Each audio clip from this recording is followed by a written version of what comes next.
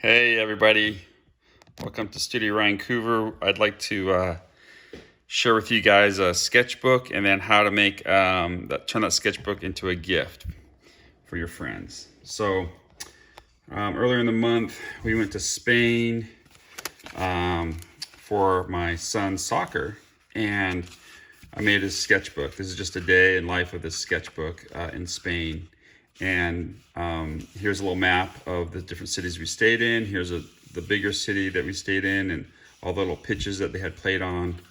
And first got there's people sleeping, sketching of the water, a close-up. This was just more of a collage. There was a nice little plant that was on top of one of the bus stops, different balconies. Then this is the first pitch that they had gone on. And then we went and played another game, went to another stadium. So this is just like a little journey of the whole 8 days that we were there. So every day I was just sketching something new to show. Here's the one with the tournament. They had like a lot of bikes and ramps jumping while they were having this soccer tournament going on. The different lights that they have there, kids in the stand, all the pigeons and birds. We got baguettes and night shots, and then Barcelona. And then whenever I do my sketchbooks, I always stamp them. I have this little stamp here with my little Mojo sticker on it. It's a nice little way to kind of customize little things that you want to do for people. So let me show you the final product, and then I'll show you how we got there. So let's start here. Here's the final product. Has a little rubber band, has a Spanish flag, and then here is the whole layout of the book. Okay. And then on the back, I wrote a gift from Studio Vancouver, and that's how we go. Now, how do we get there? Well, it didn't just happen overnight. It took about a week. I was going to make about 35 books. So we started out first by getting some craft paper. It's a little thicker to kind of fold it to make the edges. And then I had this little cutter. So I'd use this to round out the edges of the book. Okay, so that's that little tool. So nice little edge, kind of gives a nice little attention to detail. So when I was looking at doing some first mock-ups are always good. Printing it out, how you fold it up, what size it is. This became too, it was too big. It just didn't feel right. It needed to be tighter. So we went to this next rendition here. You can see it's getting a bit tighter. But here the book is still, the cover is still a little too, not quite tight enough. When I put the rubber band on there, it kind of rubs it. So then here's the next one where you can see I've cut everything so it just fits perfectly. And then you have this kind of edge binding. So getting that and understanding the tolerances of your paper and what you're working with, and then how and where you glue in your piece is really critical. So that was kind of the final mock-up. So there's 3 little mock-ups. And then the process was I took pictures of everything, okay? And let me see if I can zoom out a little bit. Okay, there we go. That's better. I took pictures of my sketchbook, and then I put them into I used Affinity page layout, but you can use that in Design or other ones. And then I marked and I made a grid, and I made the images fit in those grids. I spliced them together. Then I printed it. This is on a 12 by 18 color laser print that I made. And then I would use my X-Acto knife and this guy, and I'd line up with the lines that I had, and then I'd cut, shoot. So once you're done cutting, then you can pull these things off here, and you have lots of clean edges. Then each one of these gets spliced together again. Okay, so here, zoom in again. Here I would come here and be like, oh, is that a good splice? Yeah, it's a pretty good splice. Okay.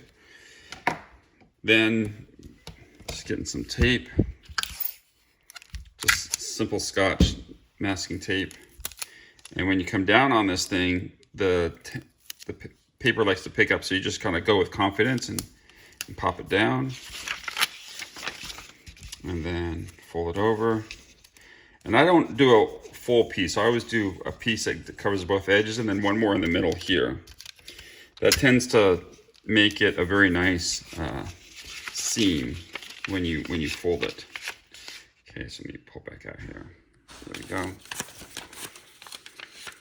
Okay, so then we have that piece. Now, trust me, I didn't do it this fast when I first did it. It took a lot of practice. But when you're doing 35 books, you get into this kind of rhythm.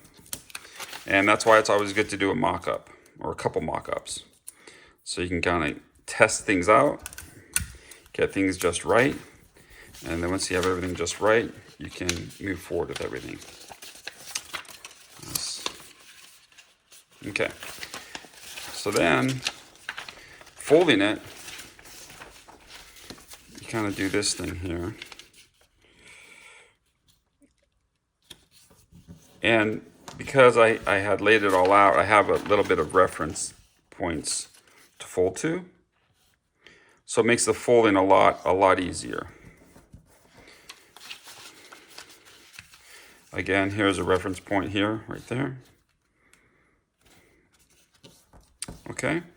So basically you just go back and forth until you get it all done. Okay. Once that's all done, it will look like this. Okay. Have it all done. Now, we have a cover, and we have to put these things together, right? And there's a special thing with Elmer's glue that when you put Elmer's glue on one side, like this, and you let it dry completely, just on one side, that's going to be, and you glue it to another piece of paper, that's going to be non-permanent sticking, okay? If you put the Elmer's glue on here, and then you can see it in the light, it's still wet. But once it gets completely dry, like this, that's what you'll want to do. If you do 2 on 2, it's going to be permanent. So I have this piece, and then I have this piece that I had already put on and it's dried. Now once they're completely dry, and then you put them down, once you touch them, it's going to be a permanent, it adheres it permanently. That's the beautiful thing about this Elmer's glue. What I also like about Elmer's glue is that once you get it on, you can always rub off the excess. So here I have some excess glue on the back, and we pull it off like that. Okay, and then we come like that. And this way, none of the other papers stick to it.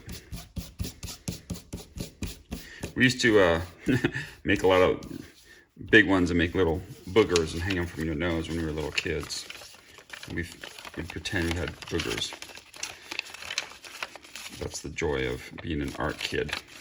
And then in the end, I stamped it to kind of make it customized, but I wanted the back to be very clean, so I put where I signed it in the very back.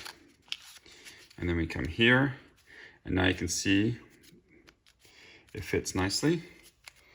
And then you just get your rubber band and you adhere to it. So,